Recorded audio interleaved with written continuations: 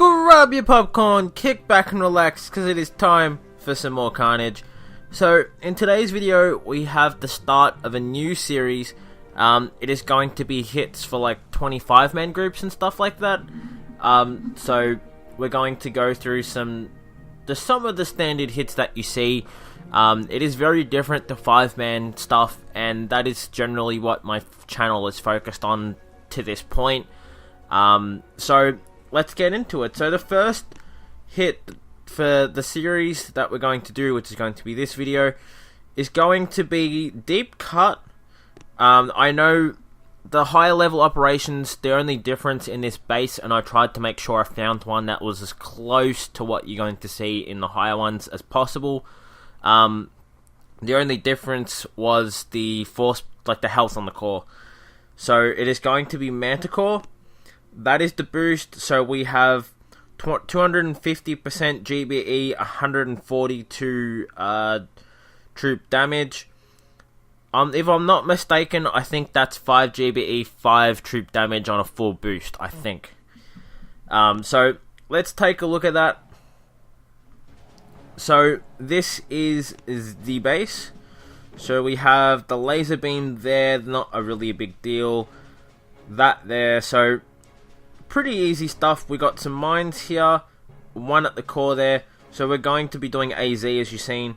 A lot of rockets. So pretty crazy.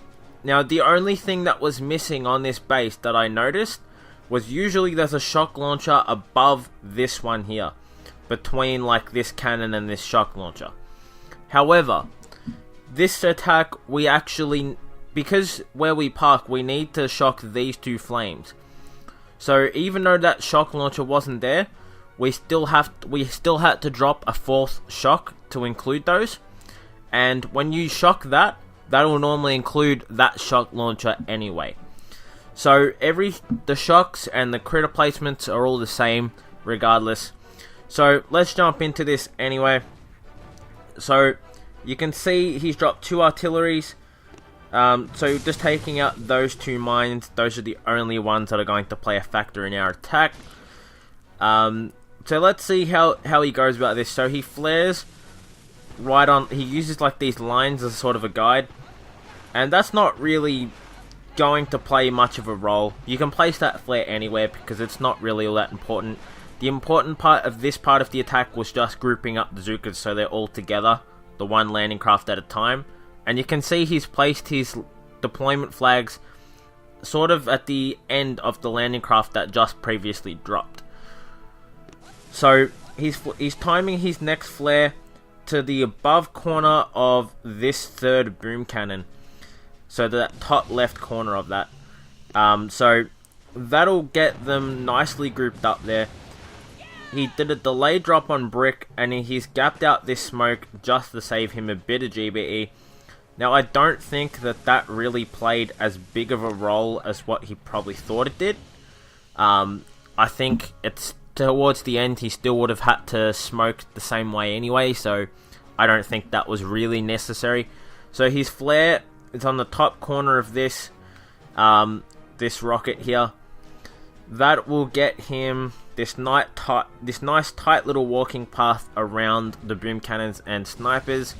You can see he's trying to gap out his smokes nicely, so he's not wasting GBE. So he's going to place his last smoke here, and then you're going to see that he double smokes. Now see how much overlap he had there?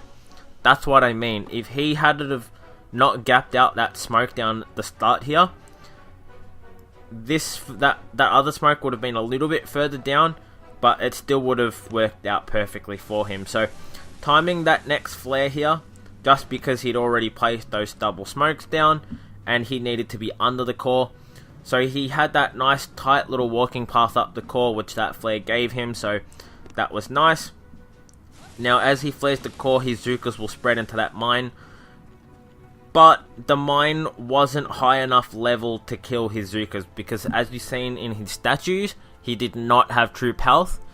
But that mine didn't play a factor, so that was good. So when the clock gets to 9 o'clock, that's when you're going to be dropping your critters. you're going to drop them on these cannons. When it gets to about 10 or 11 o'clock, you're going to place your shocks. So you're going to place one on this cannon here, one on this cannon here, and then two on these shock launchers. This one and that one. You're probably going to want to go more for the cannons in this case, just so you can include the flamethrowers underneath your Zookas. So we'll see. Now as this smoke timer runs out, I want that, we'll get it, that text off the screen. So as this smoke is disappearing, just a moment before, probably like almost like half a second or so before it clears, we're going to place another critter box on the core itself, and that way it times it for like these rockets.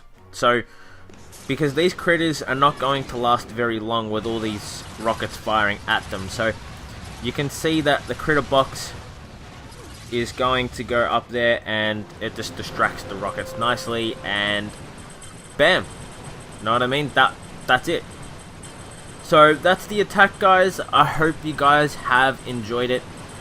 If you did, smack the thumbs up button. Tell me what you thought in the comments down below. If this is a video series you guys would like to see, let me know. I can definitely go through this a little bit more, to more hits, onto more bases. I'll just go back to that final bit just so I can show you guys the timing a little bit better. But yeah, if this is a video series you guys would like to see a little bit more of, I can definitely start doing that. It sort of annoyed me a little bit that my channel had focused only on 5-man stuff, and other channels like Crazy Turtles really was more focused around the 25-man stuff, and I just had none of that. So yeah, I thought we could go through that. So you can see he just tapped for the critter boxes there. We're going to look for it. See, he's just tapping the shock bombs now, and I think we missed the one on the core. Yeah, we did. He just pressed it now. Okay, so you'll see that critter box will drop behind the core. Yep, see that spread.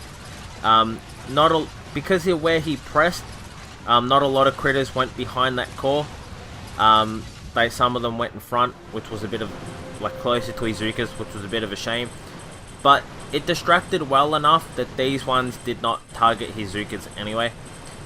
But yeah, hope you guys enjoyed the hit. If you guys did, smack the thumbs up button. Tell me what you thought in the comments down below, and I'll see you guys in the next one.